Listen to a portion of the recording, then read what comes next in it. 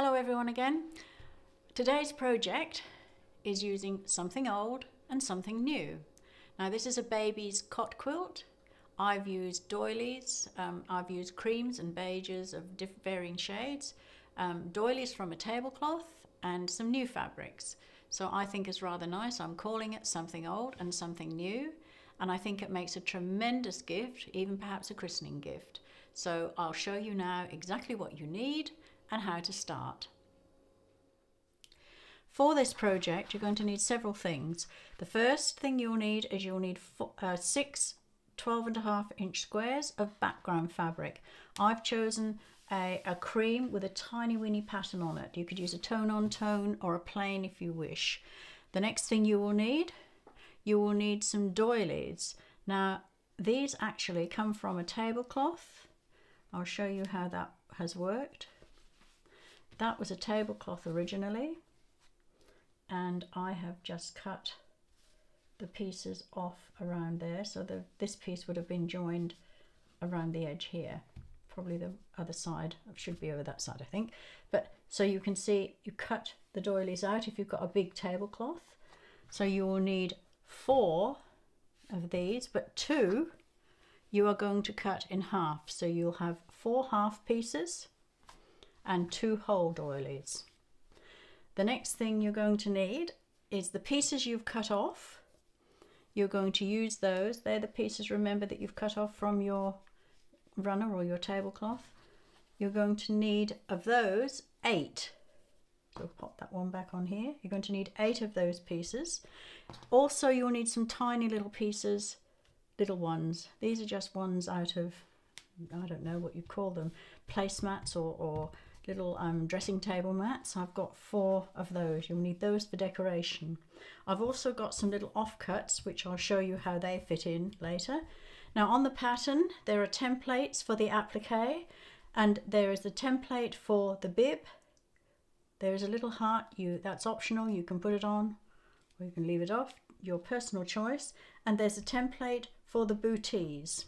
Now there's also, on the pattern, there is a template for, I don't know if you can see this, I hope you can, for a rocking horse. So if you didn't like those, you could always substitute a rocking horse pattern.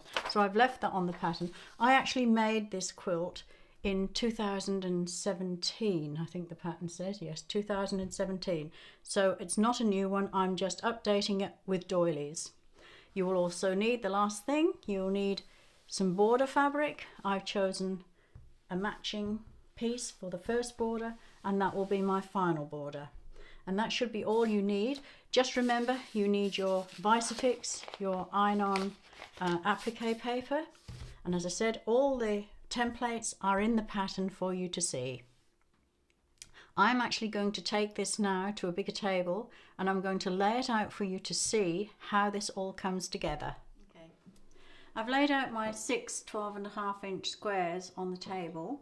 Now in order to get the placement right for the applique pieces, I have to lay out the doily pieces first. So I'm going to put, the centre of the doily will go on where the squares meet. This is only a layout, remember. It will be all right in the finish. So I've got 1 doily, 1 full doily. Make sure I get them the right way. 2 full doilies. And then there is 1 here. That's the wrong way up. I don't want the back stitching showing. There's another one that will go there. 1 at this end in the middle there. And the remaining one at the bottom. These little offcut pieces, I'm going to put 1 on there, 1 on there,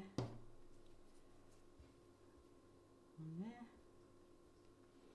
and 1 at the top. It's taking shape nicely. Remember that depending on the doilies that you're using and the pieces of crochet work that you're actually using, then you will have to jiggle it around a bit. You might not have the same as me. The 4 little round pieces I'm going to put there, there and there, and 2 on this side. Now these pieces that I cut, here on this long side, I can place them exactly halfway along.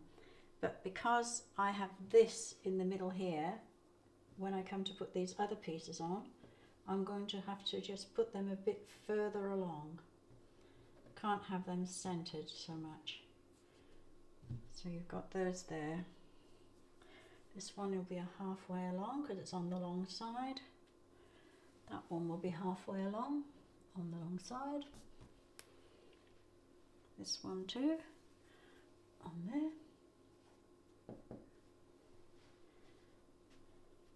That one will be centered on the space between the doily and the end, just like the other one. And the same with these two. They will go, be placed halfway between the end of the doily and the end of your fabric. So that's your doilies roughly laid out. Now I'm going to put a bib, a bib, a bib, booties, booties, booties. Now I'm not stitching these on, but I do need to have my applique in place as I go along before I can stitch it on. So I'm going to put a bootie there and a bootie there. Now you can put them any way that you'd like. It depends what you fancy. You can put them facing the other way. These are facing another way, so I'm going to put those somewhere there and somewhere there. Probably after this shot I will probably move these just a little bit. Don't want to keep you hanging around watching too long because you'll be doing this yourselves. And the bib, I'll put a bib in the corner here. I might put it that way because we've got a bit more space here for the frill. And we'll put a bib here, so we might put this one coming this way. No, we won't. We'll put it going up, I think. There. We'll move that a little bit further along because again you just need to keep a little bit of space, a convenient space. And this one we might put coming in that way.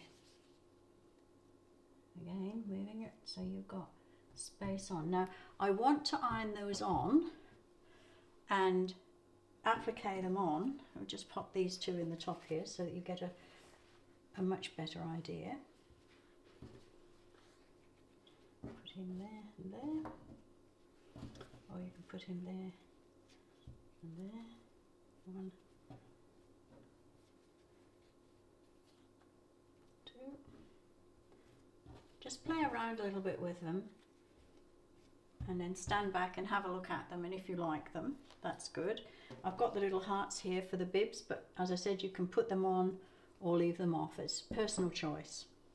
Now I'm going to pin these on because once I lift these doilies off, I want to know exactly where they have been. So I'm going to put a pin through that and through the top piece,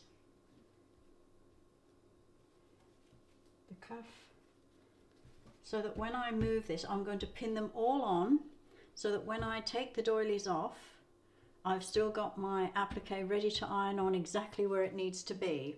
So remember that, don't sew the doilies on, pin on the applique, position it where you want it, and then I'm going to take these away, take my square and applique those on. You can use a zigzag stitch, a small one, or you can use a buttonhole stitch. It's a preference that you choose for yourself. So I'll come back when I have stitched them all on, and then I will sew these squares all together. Just a little handy hint here, once you've got all your layout in position, you like what you see, take a photograph, because then you won't lose where everything went when you first laid it out. I always take a photograph as I'm going so that I can actually know where the placement was. I've stitched all my applique on, and I've used a little bit of a contrast so that my applique pieces actually stand out from the quilt top, from the background. Now it's very helpful if you number your blocks after you've positioned and ironed on and appliqued on your pieces. You want to keep them in the right order, so just pin a number 1, a number 2, 3, 4, 5, 6 on each block so you don't lose which block goes where. So I'm going to lift off the pieces now. We're going to stitch them on later. So I'm going to lift off all of those because we have to stitch on, we have to do our seam stitching, our blocks together. Using a 1/4 inch seam, remember you're going to lose a 1/4 inch off each of these blocks. So we're going to stitch right to left, right to left. So, well, I'm the other way around, sorry. So you'll be right to left, right to left, right to left. Going to stitch those together. So you will put right sides together, 1/4 inch seam. When that's opened up, you're going to do that one, and then you're going to line them up and stitch that row to the second row, like so, and the second row to the third row. Then I'll press it out, bring it back, and then we're going to pin on all of our doilies that we've got ready and waiting. I've sewn the seams and pressed them. The top row I have pressed this direction. No, sorry, that's quite wrong. The top row I have pressed toward you. The second row I've pressed towards me. The third row I've pressed towards you again. And the reason for that is because they will join perfectly well there. You won't get any misalignment where your seams join. The reason for that is that when you take your doily has got a centerpiece, and the centerpiece needs to go exactly over that join. That way you will know that it's placed in exactly the right position. And the other one, of course, will be the same. Just over that join there. I'll turn that round just a little bit. There. Now I'm going to pin them all on. And I think I mentioned when you put your applique on, it pays to choose a little contrast. I've tried to pick a shade that will make it stand out like the doilies. So it just makes it stand out a little better. You can see the applique a bit more than you would. Now I'm going to pin all my doily pieces on now. First up, I'm going to put the 2 pieces in here, and you see I've got my seam line, so I can line them up onto the seam line. The same this end and this end. It just makes a rather nice center panel. Now I will put the rest of the doilies on. I'm going to pin them on. You could use a little bit of 505 spray if you wanted to secure them before you pin them, because the 505 spray doesn't stick to your needle when you're sewing. Pin them on though securely, because you will need to keep them really in place when you're stitching. So I'll go ahead now and pin all my doily pieces on. You may have different doilies, so you can choose your own pattern. I have only put a few pins in because, as I said, I'm going to use 505 spray. Now remember, we have got half a doily here. So that makes the distance from this seam line to the end on our square a lot shorter. So when you put in a piece like this, you have to put it in between the end of the doily and the corner. Now on the long side, you've got a full length of your square, so you need to center that halfway along. Your little centerpiece there, just, you can eyeball it, you don't have to measure it necessarily, but make it look halfway along. Now I'm going to stitch, I put the outside ones on. I'm actually now going to stitch the doilies on. I'm going to stitch using just a free motion or a straight stitch around the doily, around the like satin stitched edge there, and around the circle.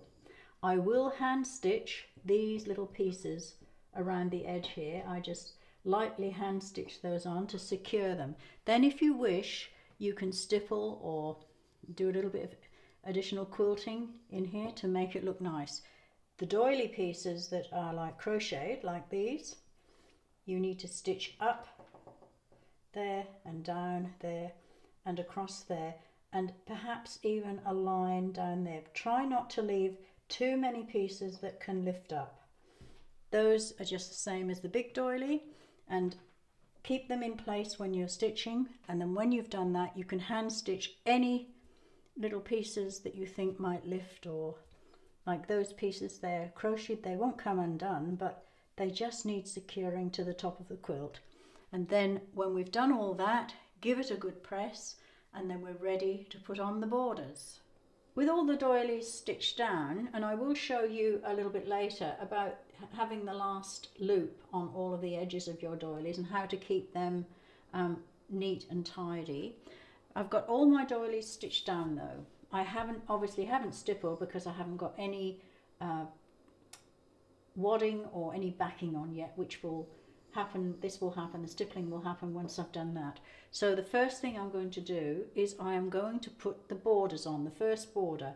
Now my fabric that I chose for my border, see this piece here, I only had 1/2 meter, so it's not long enough to go as a border in one piece. So I was limited to what I had.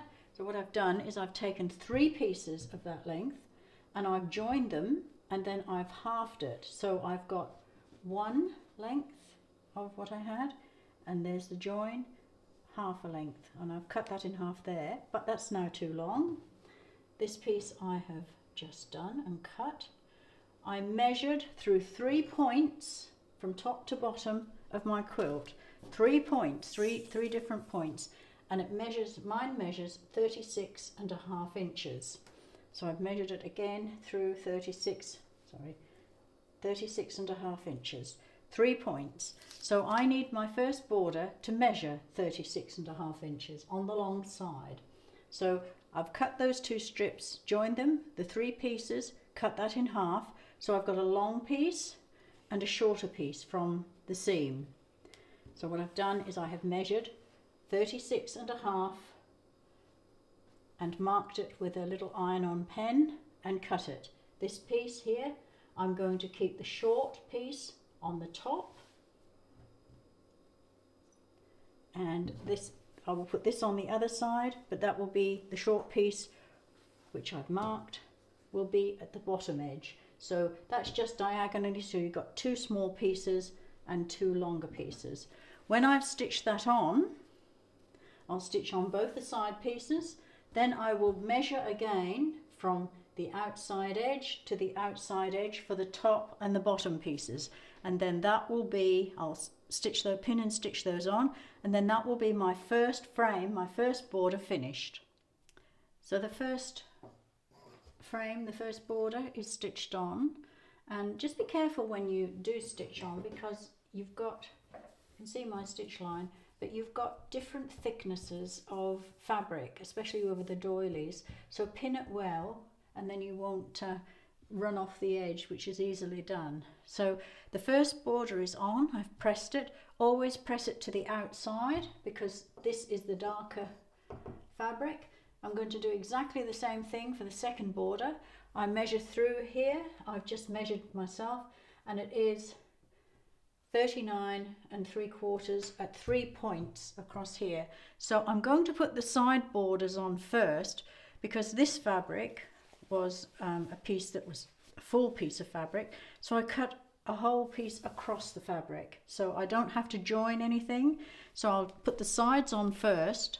I always do that because it's a lot easier. If I were to put the top and the bottom on first, I would have like this much more at the top to join. It would be that much wider, because this border, if you can imagine this border, once you put that on, you've got to have enough fabric to go right to the end, both ends, and that's longer than a width of fabric. So put the sides on first in the same way then measure across, press it out, measure across, and then put the top and the bottom on, and that is the top quilt basically finished. I've put the quilt top onto the wadding, to the lightweight wadding, before I stippled, free motion quilted around the doilies, around here, the whole ones and the half ones, and I've also free motion quilted, just stipple quilted around the background, just to secure it to the wadding. Now the reason I stipple the doilies is because the fabric is older and thinner sometimes and a bit more loose, and I need that to stay absolutely in place. I'm going to put the backing on next, and I will just do a minimum of quilting through the 3 layers, which probably just around a couple of the applique pieces, the boots, and just round the frame, the long ones, the long lines around the frame, and then I will decide what to do with the borders when I decide how much I'm actually going to cut off my borders. I always leave a little bit extra so that I can trim off if necessary, and you'll find that that makes it a lot easier for you. So I will be back with my backing on, and my quilt then should be pretty much finished apart from the binding. This is the stippling. I've just zoomed in a little bit in case you couldn't see it clearly. All you need is, I've done a little bit of a contrast so that it looks like part of the doily. So that's what you need to do on the doilies because of the thickness of the doily and the new fabric underneath. My quilt is now finished. I have my framing on, my border on, and I've bound it. Now my backing fabric, I used the same fabric that I'd used for my border because I had sufficient to do so, but you could use anything on the back. And I have just quilted around the boots, around here, and just the circles and half circles, and that's sufficient for the backing. But this needs to be really quite firmly quilted. So that's the whole quilt. Just pull it up so you can see it. That's the whole quilt finished. So I think that's really something wonderful to make. I've had such a pleasurable time making it. I just love working with the old and the new, and I hope you've enjoyed it. Please remember to go along to the Etsy shop and you can see the pattern for this and all my other patterns, so do that. There's plenty of them, and give us a thumbs up, like us and subscribe to us, and then you'll get all the projects delivered straight to your mailbox. And I'll see you next time for another project.